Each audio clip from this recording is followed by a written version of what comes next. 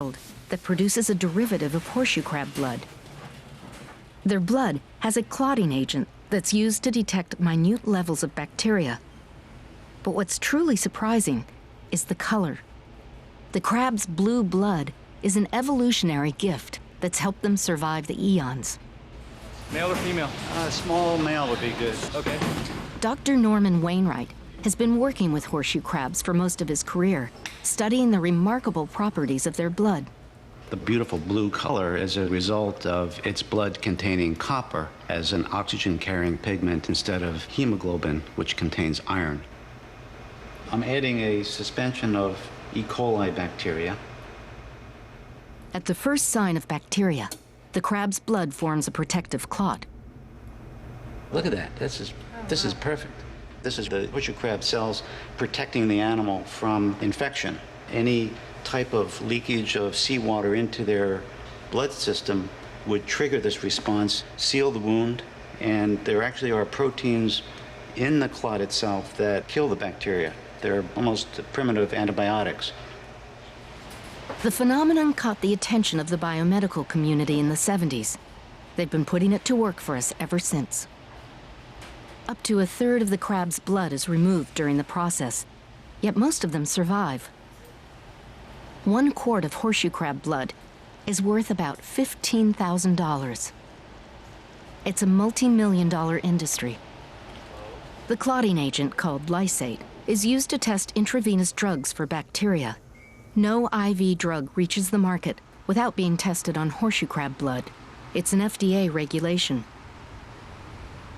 Years ago, the only way to screen for toxins dangerous to humans was to use live rabbits. Feverish bunnies revealed contamination, and the test was slow. Horseshoe crab blood takes an hour tops, and most of the crabs survive the process. Scientists are exploring alternatives that would make bleeding crabs unnecessary. But each day, we're finding more ways the horseshoe crab can help us, with everything from sutures to contact lenses. In my lifetime, I've had the choice of taking and taking and taking, and with the horseshoe crab, I have the privilege of returning it. I get a chance to return something that has benefited so many people. We're not the only species that's come to depend on the horseshoe crab. They're critical to others, too, like the red knot. It's now May in Brazil. The red knots have built up their fat reserves, and they're now in their breeding plumage. They're ready to begin the longest leg of their epic journey. They'll fly for as many as 4 days and nights without stopping, mostly over open ocean. With no landmarks to guide them, they'll use the moon, the stars, and the sun. Their departure is mysteriously synchronized with an annual event 4,000 miles north.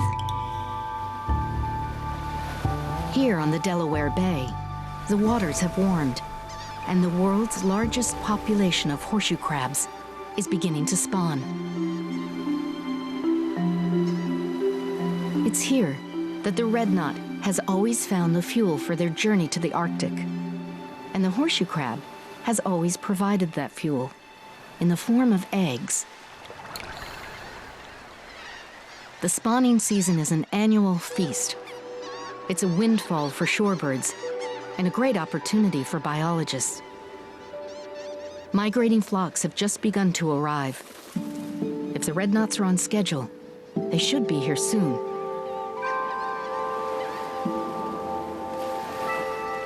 Horseshoe crabs prefer spawning in the cover of night, but this is the height of their short season. It only lasts a few weeks. They come to shore when the tides are highest to lay their eggs deep in the sand. Swarmed by hopeful males, the female digs down to bury her clutch. The males are smaller than the females, but they have a special claw that hooks onto her shell. Since fertilization is external, even unattached males will father some of the eggs.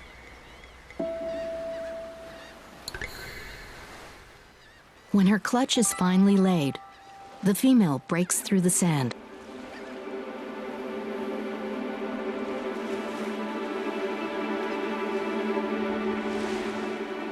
In all the commotion, eggs from prior spawns get unearthed. What the crabs accidentally dig up is what the red knots depend on.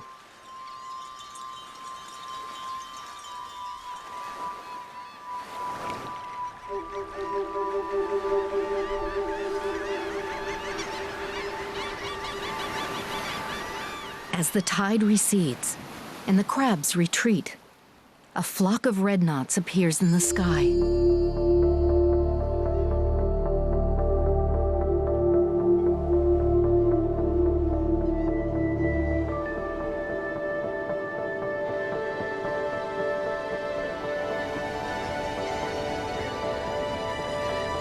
They've traveled for 4 days and nights without stopping. They're exhausted and emaciated.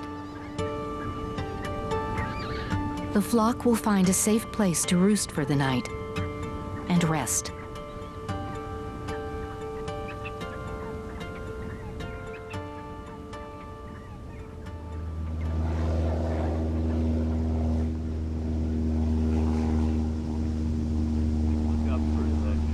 From all over the world, biologists have come to count shorebirds on the Delaware Bay.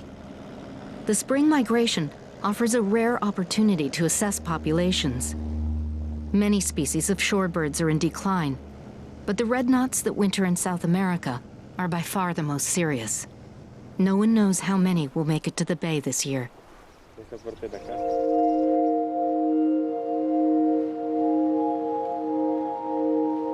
For the next week, more flocks of red knots trickle in. Once they're here, they need to eat. They only have about 2 weeks to refuel and set off again. Their breeding is tightly synchronized with the brief Arctic summer.